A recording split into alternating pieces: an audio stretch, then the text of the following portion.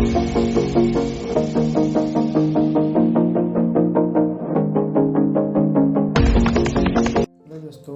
SDT by Prince sir में आपका स्वागत है। पर्यावरण, यूपी टेट, एस्टेट, सीटेट, जितने भी आगामी वनडेट एग्ज़ाम होंगे सभी के लिए बहुत ही महत्वपूर्ण होने वाला है ये सेशन आज का। और आज का जो प्रैक्टिस है सेट फर्स्ट, इसमें 50 क्वेश्चन को हल करेंगे और यह पेपर यूपी टेट के लिए बहुत ही इंपॉर्टेंट होने वाला है। ये ज़्यादा समय बर्बाद न करते क्वेश्चन पे चलते हैं।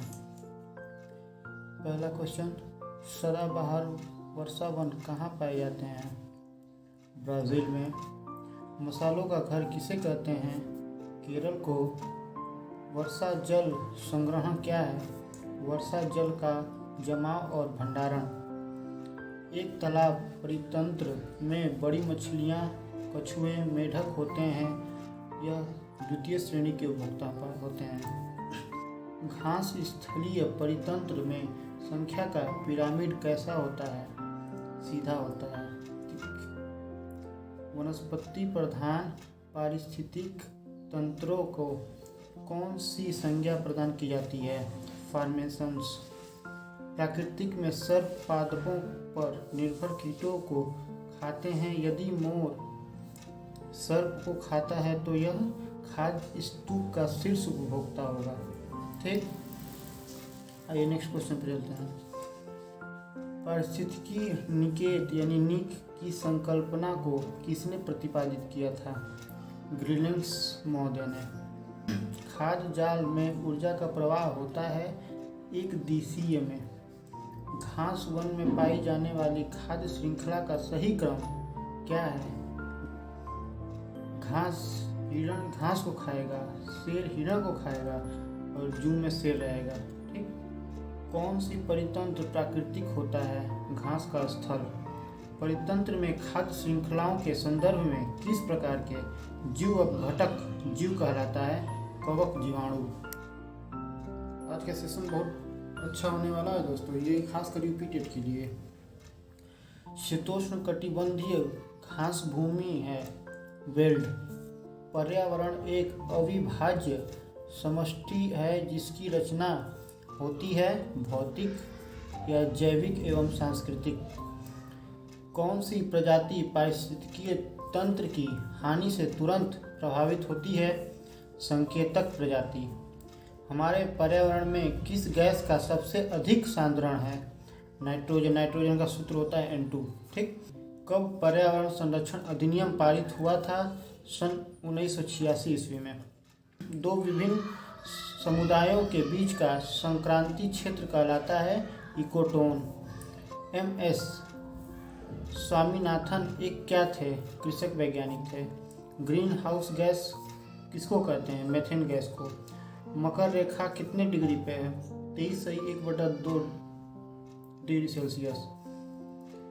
नेक्स्ट क्वेश्चन, पौधे में जल का अधिग्रहण किसके द्वारा होता है? जाइलम के द्वारा। हवा में उपस्थित ऑक्सीजन यानी O2 की मात्रा कितनी प्रतिशत है? 21%। मरुस्थल पादप अधिकतर कहाँ होते हैं? मानसल में। किस जगह को फ्लोरा और फना सूचित करता है? पेड़ पौधे एवं जंतुओं को। संयुक्त राष्ट्र संघ ने वर्ष 2002 को किसका अंतर्राष्ट्रीय वर्ष घोषित किया? सतत विकास का। विश्व पर्यावरण दिवस कब मनाया जाता है? तो 5 जून। विश्व नम भूमि दिवस कब मनाया जाता है? 2 फरवरी। विश्व वन दिवस कब मनाया जाता है? 21 मार्च।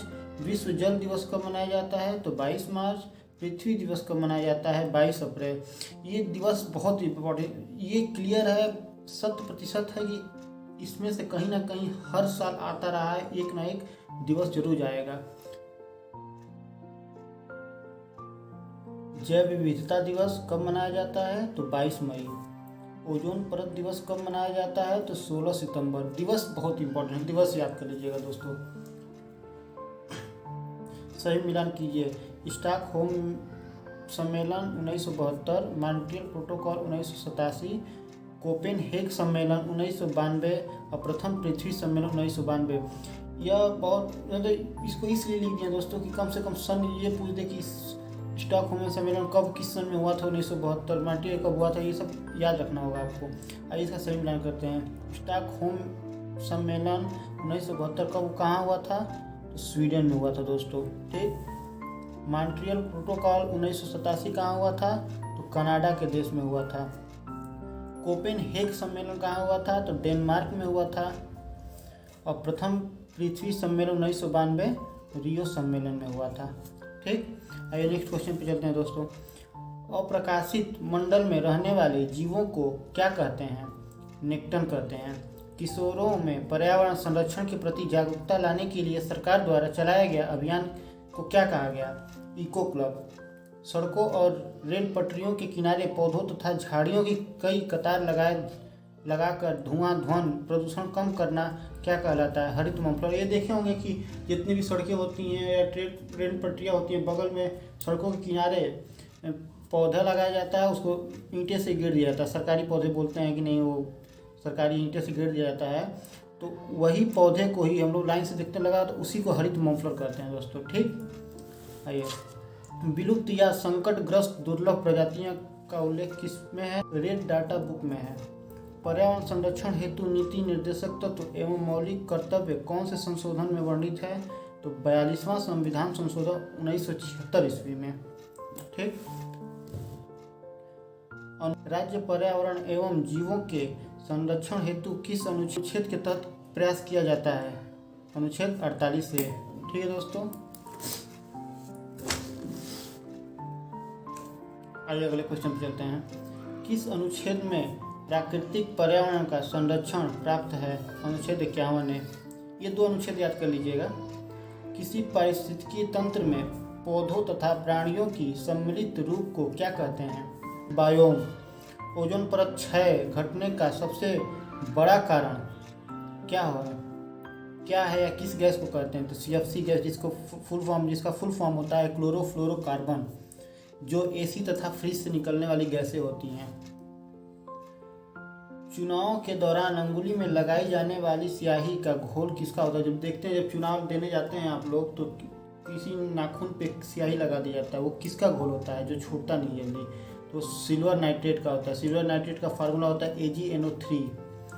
विद्युत उपकरणों में प्रयुक्त होने वाला फ्यूज तार किसका बना होता है? तो लैंड और टीन का।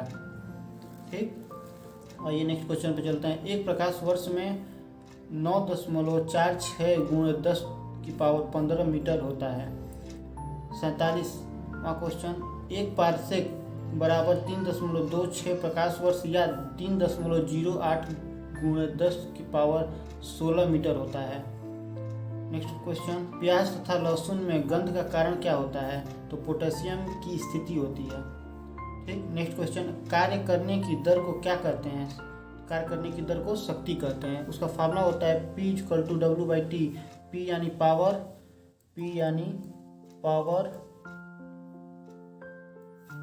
W यानी वर्क और T यानी टाइम। ठीक है दोस्तों। आइए नेक्स्ट क्वेश्चन पे चलते हैं। टेली चित्रों को उभारने में किसका प्रयोग किया जाता है? तो हाइड्रोजन पेरोक्साइड। हाइड्रोजन पेरोक्साइड का फार्मूला होता है H2O2। ठीक है दोस्तों, दैट्स इट। अगर आप इसका स्क्रीनशॉट लेना चाहते हैं तो स्क्रीनशॉट ले लीजिए दोस्तों। और हम यही कहेंगे, इसको अच्छे तरह से याद कर लीजिए। इसको अच्छे तरह से हम पॉइंट टू पॉइंट दोस्तों इसको याद कर लीजिए। शायद ये भी हो जाए कि आपके 130 क्वेश्चन में से इसमें से ही 5-6 क्वेश्चन आ जाए। और ये मत सोचिए कि 5-6 क्वेश्चन है क्या। 5-6 क्वेश्चन से आदमी एक नंबर से छट जाता है, तो इग्नोर ना करते हुए उनको पढ़ लीजिएगा। और नेक्स्ट सीरीज हम कल लाएंगे। और कल 50 क्वेश्चन का और एक सीरीज से तैयार होगा। ऐसे हम अपने तरफ से यही कोशिश करेंगे कि आपका यूपी टेट का स्टेट भी कोई सिलेक्शन आपका रुक ना पाए। ये अपने दृढ़ संकल्प बना लीजिए अपने मन में। जो भी वैकेंसियाँ आएंगी टीचर की, उसमें से एक सीट आपका है, वो 50,000 आए या 1 लाख आए, उससे मतलब नहीं है। उसमें से एक सीट आपका कंफर्म होना है, ये तय है। बस यही कहेंगे दोस्तों। और वीडियो अच्छा लगे तो लाइक कीजिए, शेयर कीजिए, सब्सक्राइब कीजिए और अपने दोस्तों को बताइए कि अच्छा वीडियो तो वो भी लाइक करें, शेयर करें, सब्सक्राइब करें। धन्यवाद दोस्तों।